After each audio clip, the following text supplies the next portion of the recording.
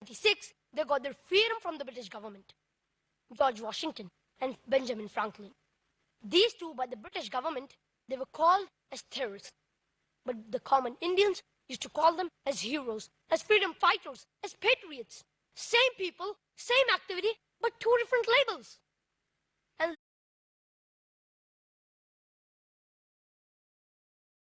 later on, when America got its freedom, George Washington becomes the president of USA.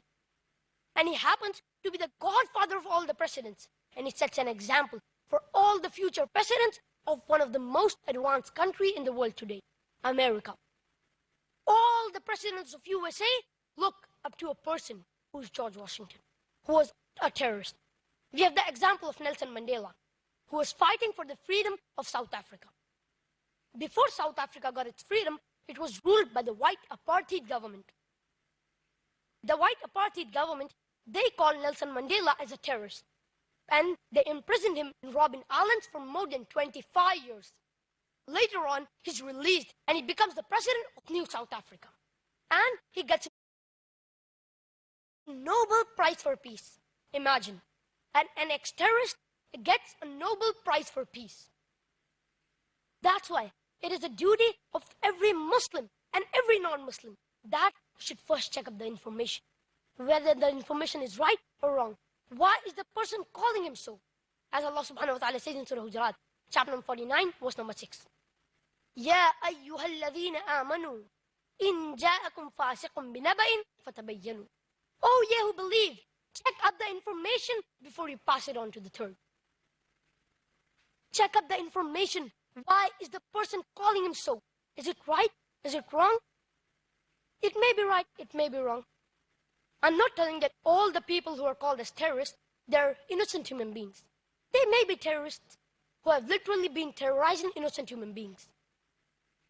But it's the duty of every Muslim that he should check up the information before passing it on to the third person. Misconception number 2. Today, the second most common misconception about Islam is regarding the word jihad. This misconception is not only amongst the non-Muslims, but even amongst the Muslims. Muslims as well as non-Muslims think that any war fought by any Muslim for any reason, whether it be for a personal gain, whether it be for region, whether it be for property, whether it be for language, it is known as jihad. Any war fought by any Muslim for any reason is not known as jihad. Jihad is derived from the Arabic word jahada, which means to strive and to struggle. In Islamic context, jihad means to strive and struggle against one's own evil inclinations. Jihad also means to strive and struggle for the betterment of the society. Jihad also means to strive and struggle against oppression. Jihad also means to strive and struggle in self-defense in the battlefield. So basically, jihad means to strive and to struggle. For example, if a student is striving and struggling to pass in the examination, in Arabic we will say, huwa yujahidu. He is doing jihad. So, basically jihad means to strive and struggle. Muslims as well as non-Muslims think that jihad can only be done by Muslims. But there are several verses in the glorious Quran which point out that even non-Muslims can do jihad. As Allah subhanahu wa ta'ala says in the glorious Quran, in Surah Luqman, chapter number 31, verse number 14. وَوَصَّيْنَا الْإِنسَانَ بِوَالِدَيْهِ حَمَلَتْهُ أُمُّهُ وَحْنًا عَلَى وَحْنٍ. We have enjoined upon human being to be kindness. In travail, upon travail, did the mother bore them, and in pain did she give them birth. In this verse of the glorious Quran, Allah subhanahu wa ta'ala is telling that every human being, whether Muslim or non-Muslim, should respect his parents, especially the mother.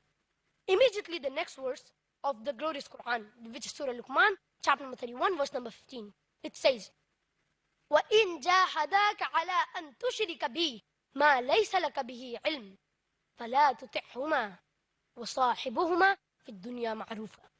And if your parents do jihad, strive and struggle to make you worship somebody else besides Allah subhanahu wa ta'ala, of which you have no knowledge, do not obey them, but yet live with them with love and companionship. In this verse of the glorious Quran, Allah subhanahu wa ta'ala is telling that if the non-Muslim parents, they do jihad, they strive and struggle to make their children do shirk, worship somebody else besides Allah subhanahu wa ta'ala, so do not obey them. but yet live with them with love and companionship. Allah subhanahu wa ta'ala says in the glorious Quran in Surah Nisa, chapter number 4, verse number 76. الَّذِينَ آمَنُوا يُقَاتِلُونَ فِي سَبِيلِ اللَّهِ وَالَّذِينَ كَفَرُوا يُقَاتِلُونَ فِي الطَّاغُوتِ. That the believers, they fight in the cause of Allah subhanahu wa ta'ala. And the mushriks, the disbelievers, they fight in the way of the Satan. In this verse of the glorious Quran, Allah subhanahu wa ta'ala is speaking about two different types of jihad. Jihad fi sabilillah, which is right, and jihad fi sabilil shaitan, which is wrong. If you strive in the evil inclination to an evil way, it is jihad fi sabilil shaitan. But when only the word jihad is used, it is taken for granted. If a Muslim used the word jihad, it is most commonly jihad fi sabilillah. But unless it is depending upon the context or it is specified. One more misconception regarding the word jihad is that not only non-Muslims, but even so-called Muslim scholars, they translate the word jihad as holy war. The word for holy war in Arabic is harbun muqaddasa. And the word harbun muqaddasa is nowhere to be found in the glorious Quran, nor is it found in any of the hadiths of the Prophet ﷺ. So basically jihad is to strive and struggle. What we should do, we should strive and struggle against our own evil inclinations. We should strive and struggle to practice the guidance that Allah subhanahu wa ta'ala has provided us. And today, one of the best ways of doing jihad is doing da'wah. Spreading the religion of peace, Islam. We Muslims, we should not be apologetic. We should stand for the truth. We should speak the truth. We Muslims, we should not be apologetic. We should convey the message of Islam. And this, Allah subhanahu wa ta'ala promises in no less than 3 different places. Allah subhanahu wa ta'ala says in the glorious Quran, in Surah Saf, chapter number 61, verse number 9. And in Surah Tawbah, chapter number 9, verse number 33. هُوَ الَّذِي أَرْسَلَ رَسُولَهُ بِالْهُدَى وَدِينِ الْحَقِّ لِيُظْهِرَهُ عَلَى الدِّينِ كُلِّهِ وَلَوْ كَرِهَ الْمُشْرِكُونَ. It is Allah who has sent His messenger with guidance and the religion of truth, that it may prevail on all the other religions, however much the mushriks hate it. And then Allah subhanahu wa ta'ala repeats the same message in Surah Fath, chapter number 48, verse number 20.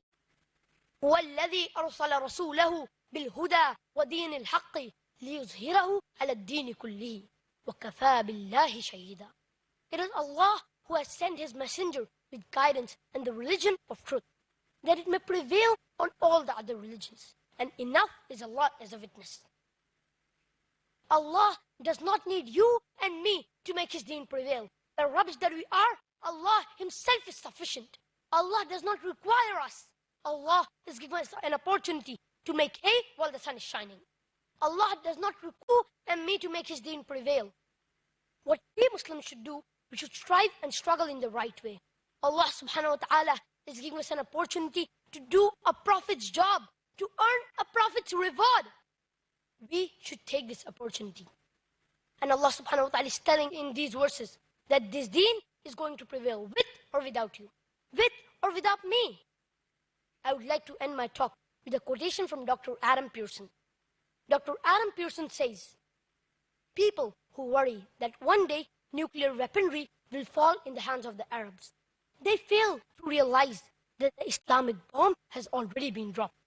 It fell the day Prophet Muhammad sallallahu alayhi wa sallam was born. Wa akhiru da'wana and alhamdulillahi rabbil alameen. Wassalamu alaykum wa rahmatullah.